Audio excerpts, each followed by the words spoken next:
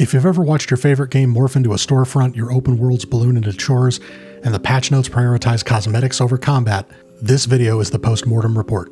Here's where we're going. Why half-baked launches became normal, how the golden age sales pitch turned into a blue balls bait and switch, and how the monetization treadmill makes paid cosmetics ship on time while bug fixes are consistently delayed.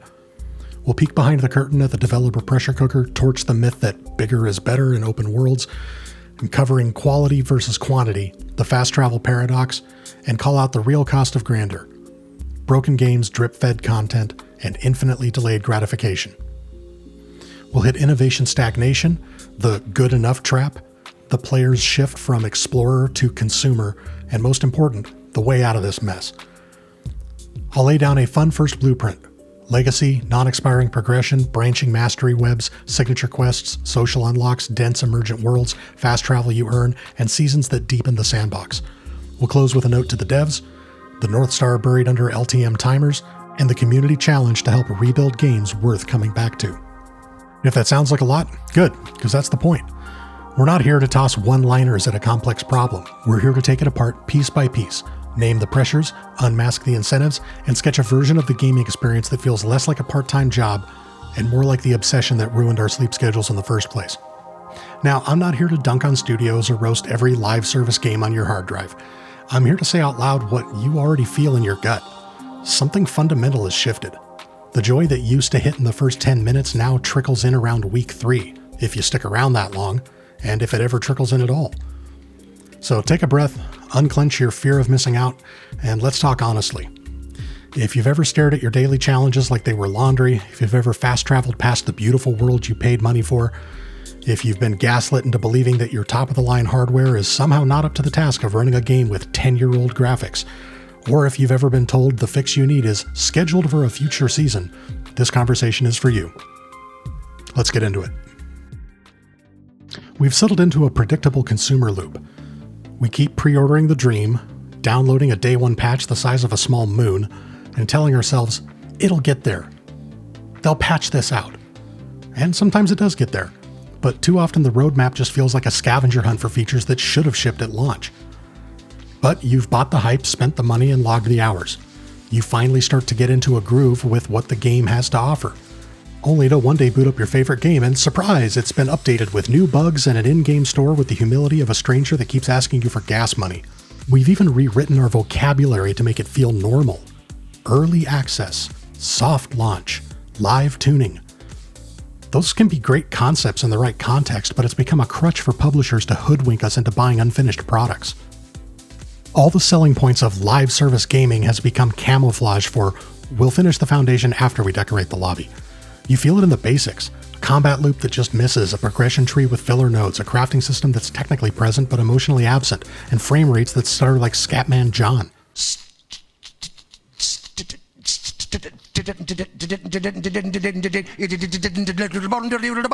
And the kicker?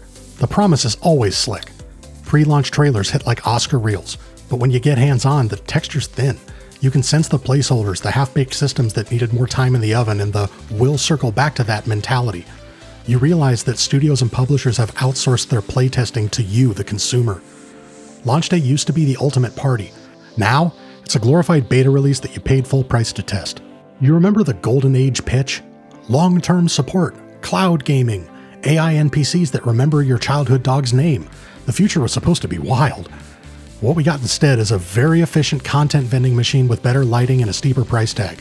We were promised revolution, and all we got was iteration. Now, the tech did get better. No one is denying that. Visual fidelity is absurd. Audio design is cinema grade. And physics can make a sand dune feel like a character. But the verbs associated with our gameplay mechanics have not kept pace. Shoot, loot, craft, climb tower, repeat went from a fresh recipe to a meal plan. We keep upgrading the kitchen and serving the same 3 dishes with artisanal garnish.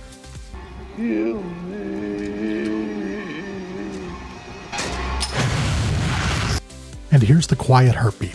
We do get glimpses of the future sometimes. A mission that feels truly reactive, a hidden mechanic that surprises even speedrunners, an NPC who disobeys the script and creates a memory. Those moments are proof that the revolution is possible. They're just outnumbered by the comfort of safe iteration. So for now, we get the same loops, shinier menus, and another battle pass glaring at you like a gym membership you're too tired to cancel. Meanwhile, the monetization treadmill, it never misses leg day. Subscriptions fight to be your default, battle passes multiply like rabbits, and microtransactions garnish every entree. The studio's benchmark question isn't, is this good? It's, can this generate recurring revenue while pretending to be optional? See, when the spreadsheet wins, design loses. The compass points to profitable engagement, not player enchantment. Here's how that feels in practice. Content cadence gets designed around retention beats. Daily login rewards, weekly chores, seasonal resets, limited availability windows, structures that make your hobby feel time sensitive. Instead of, I want to play tonight, it becomes, I need to play tonight. A subtle shift, but it wrecks the magic. The game stops being a treat and starts being an obligation. Don't get me wrong, I'm not anti-business. Teams need to eat, servers cost money, and the lights don't keep themselves on. But there's a difference between a model that funds great design and a model that is the design. When the rulebook says, never give the best thing away without a paid battle pass timer, the player experience becomes a series of calculated near misses engineered to keep you orbiting the shop. And cosmetics, welcome to the glamour tax.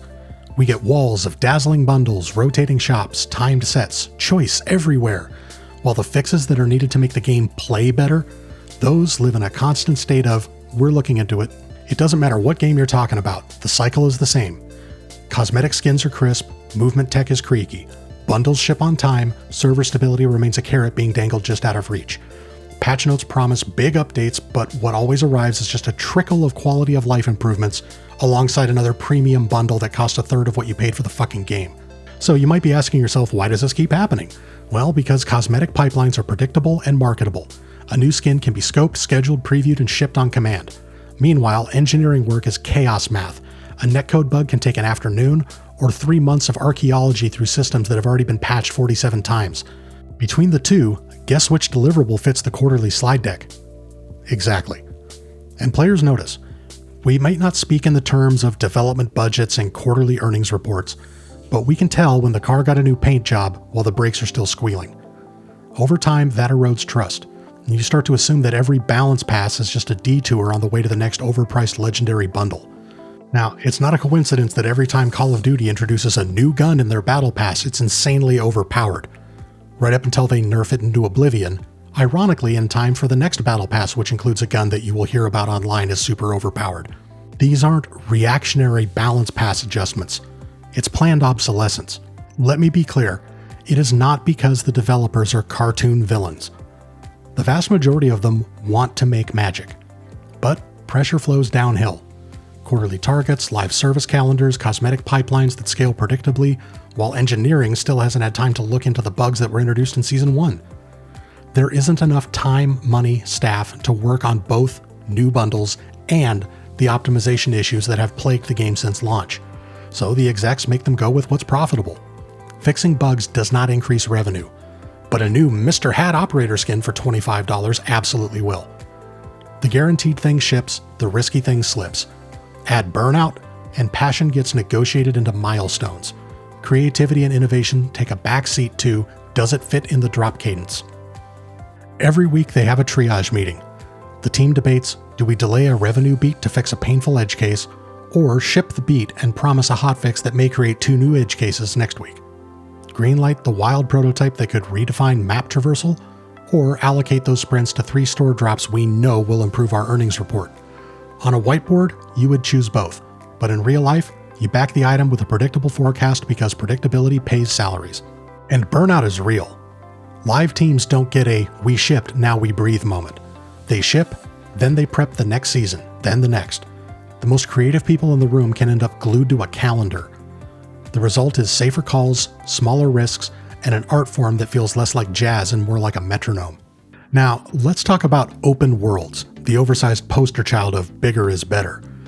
You spawn in and it is breathtaking, sunrise, particles, vistas. But initial awe has a shelf life. Freedom is advertised, meaning is optional. 10,000 points of interest, none of them interesting. You're free to go anywhere, as long as you do the same 3 boring things when you get there. The marketing metric is acreage. The player metric is memories. If your first hour is a postcard and your 10th is a spreadsheet, the illusion cracks. We were sold infinite possibility and given infinite errands. The go anywhere promise rings hollow when anywhere plays like everywhere, just with a different skybox. And the saddest part? You can feel the care. The art teams sculpted mountains grain by grain, the lighting team married the sun. But when systems don't converse, landscapes become backdrops. The world stops reacting and just starts existing, which is a nice way of saying pretty but quiet. And quantity starts choking quality. Side quests become Mad Libs with different nouns. Environments repeat like copy-pasted text just in a different font. The main story loses tension because you're forever detouring to craft a slightly nicer pouch. And then the fast travel paradox kicks in. The map is so massive and busy-worky that the optimal way to enjoy it is to skip it. You bought a scenic road trip and end up commuting by teleport. Think about your favorite emergent stories. The guard who found the body you forgot to hide. A random merchant who witnessed your crime and spread the rumor. A predator that stalked you for 3 in-game days because you wounded it and ran. Those moments are system collisions, not checklist rewards. They require density, not distance. Experiences that overlap, not icons that multiply. If a game asks you to pick up 50 feathers, that's fine. Once. If it asks you to do it in every region with a different color palette, that's padding. The goal isn't to eliminate side content, it's to make side content sing. A great side quest teaches you a system, deepens a faction, or tempts you into trouble you choose to start. That is quality, that is memory fuel. Expansive open world games are not inherently bad. The problem stems from a studio's ambitions exceeding their resources, time, and budget. The cost of grandeur isn't just financial, it's human and technical. Massive scopes mean crunch, asset mountains, and tech debt that haunts every patch cycle. Performance wobbles, pop-ins, streaming hitches, cinematic frame rates in all the wrong places. Meanwhile, player expectations inflate to everything everywhere all at once. And when teams reach for everything, the first casualties are always quality and originality. There's also compounding maintenance. Add one traversal tool and suddenly 800 cliffs need retouching. Introduce a grapple, and quest logic written 2 years ago panics. The bigger the world, the more butterfly effects ripple through systems. That's how you end up with gorgeous spaces that secretly forbid the new mechanics, or mechanics that technically work, but practically feel off, because the world wasn't born with them. We want ambition, we just want it aimed with purpose. If grandeur costs clarity, the bill is too high. Players would rather have a smaller cathedral with perfect acoustics than a mega church where the speakers crack. Now, innovation is complicated. AAA budgets are movie level and risk tolerance is kindergarten level. That's why we get sequels, spin-offs, remasters, and reimaginings where the imagination is mostly the price tag.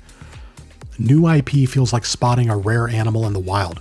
Breathtaking, but you're scared to get attached. And yes, AI can help build content faster, but it can also sand off the weird edges that made worlds feel memorable. We risk drowning in good enough. True innovation isn't just a different gun or a faster vehicle. It's a new experience that bestows the player with a fresh way to express themselves within the world. When was the last time a game gave you a mechanic that rewired how you think? Now that is the frontier. AI can be a co-pilot there, prototyping enemy behaviors, seeding dynamic dialogue, bending encounters around your choices, or it can be an assembly line for beige content. The difference isn't in the tool, it's in the target. If we as the community keep rewarding safe sequels and punishing bold swings, we'll get exactly what we ordered: familiarity with a side order of fatigue. Innovation needs space to fail, and the current economy treats failure like a career ender. That's a creativity tax that we cannot afford. From our seat, the player experience tilts. Epic sagas shrink into always online loops where fun is rationed by timers and tokens. You stop feeling like an explorer and start feeling like a consumer. Scan the season content pass, clear the dailies, check the shop, repeat. We start to wonder, are we accepting less or just being given less to be excited about? It's hard to tell, and that's the part that stings. Agency used to mean I set the terms of my adventure. Now it too often means I met the terms of my chores. The UI becomes a boss that you work for. Your build is gated by a seasonal ladder, your favorite mode rotates out, and your progress evaporates when the timer does. That's not a rewarding journey, it's a trail of tears with a participation trophy. And here's the kicker. Players are not blameless.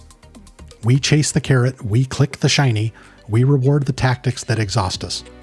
That's human, but being human doesn't make the pattern healthy. Recognizing the loop is step 1. Asking for better loops is step 2. So, what do? Reclaim the game with the levers we actually control: voice, visibility, and values. Voice. Be surgical. Bad netcode is a complaint. Desync spikes when X ability hits Y object on Z map is a fixable ticket. Studios can triage specifics. Also, praise them surgically. The transition speed from prone to standing after patch 1.3 feels better. Keep going. See, positive reinforcement is not corny, it's collaborative calibration. Visibility. Creators and critics put mechanics on camera. Celebrating counter designs, AI tricks, the invisible craft behind "this fight just feels right." If the algorithm insists on a shiny thumbnail, fine, make the video a love letter to systems. Normalize nerding out over friction that shouldn't be there, and recognizing elegance that is. And lastly, values. Vote with your time and your money. When a studio launches a complete core loop and monetizes respectfully, don't whisper your support, broadcast it. These teams need more than pats on the back. They need runway. Conversely, if a game leans on predatory scarcity or sells fixes as features, take a step back. Stop playing. Your silence is data too. And here's what we should be asking for consistently. Seasons that deepen the sandbox. Expand actions and experiences, not chores. Add new synergies, enemy encounters, traversal toys that change how we play, not just where. Cosmetics that celebrate mastery. Tie the coolest looks to how you achieved something, not when you logged in. Legacy, non-expiring progression. Let effort compound across years. Prestiges that unlock options, not resets that delete your soul. Branching mastery webs. 3 playstyle trees, aggressive tactical support, each with unique cosmetics, emotes, and mechanical flair. Make identity mechanical, not just visual. Signature quests. Specific feats unlock specific rewards. Ghost an outpost without detection, parry a boss chain flawlessly, solve a multi-step puzzle with social deception, and the associated reward is yours forever. Interaction density over map density. Fewer icons, richer experiences. Let systems overlap and surprise. Make the world reactive so our stories emerge, not just play out in a progress bar. Combine those ingredients and you get a loop that respects time, rewards skill, and invites creativity. That's the antidote to fatigue. Now, in addition to those ingredients, what we should be calling for is deliberate design. With everything that I said, I'm not implying that we need tiny games. We need intentional ones. Handcraft where it counts. Villages with politics, ruins with history, forests with actual danger curves, quests that branch because the fiction demands consequence, not because market research demands 40 hours of gameplay. If less map lets you ship more meaning, then choose less map. Less is more isn't minimalism, it's focus. Design the game deliberately for session shapes. Some nights we have 20 minutes, others 2 hours. Offer arcs that complete in a sitting and arcs that tempt you across weeks, without punishing you for missing a Tuesday. Respecting player time isn't about being short, it's about being complete at every scale. And be brave about endings. A campaign that ends cleanly is not a failure. It's a promise kept. Let sandboxes persist because the systems deserve it, not because the calendar demands it. Earn the next season by enriching what's finished, not inflating it with errands. Now, to the studios brave enough to try this, ship a complete core. Chase ideas that can't be pre-sold in a shop tab. Use AI to surprise, to prototype wild enemy behaviors, to weave reactive stories, to test 1,000 what-ifs, and surface the one that sings. Don't use it to crank out beige content at scale. If a shop must exist, aim it at identity, not advantage. Make the rarest looks a reflection of play, not pay or panic. Rotate curation, not scarcity. And when players beg for fundamentals, hit reg, camera, UI friction, treat those as headliners, not patch note footnotes. Nothing sells a season like a game that feels better at its core. Because here's the reality that got buried under season drops, LTMs, and Battle Pass tokens. If your game needs constant content drops to be fun, then the underlying game is a vapid shell of what it should be. The promise of gaming wasn't, don't miss this sale on bundles, it was lose yourself in a world worth coming back to. Fun first, system second, store last. That order isn't romantic, it's practical. Games that honor that retain not because they trap you, but because they call you back. The metric isn't minutes logged, it's memories made. So, tell me, what game flipped on you after you invested everything? What update broke your trust? And what's the one change that would win it back? Drop your take in the comments. Be specific. Name the mechanic, the moment, the design choice that lost you, and the one that would bring you home. If this hits a nerve or a truth, tap like so it reaches the players who need to hear it. And subscribe if you want similar content in the future. Thank you for watching, and as always, keep shooting, keep looting, and I'll see you in the next one.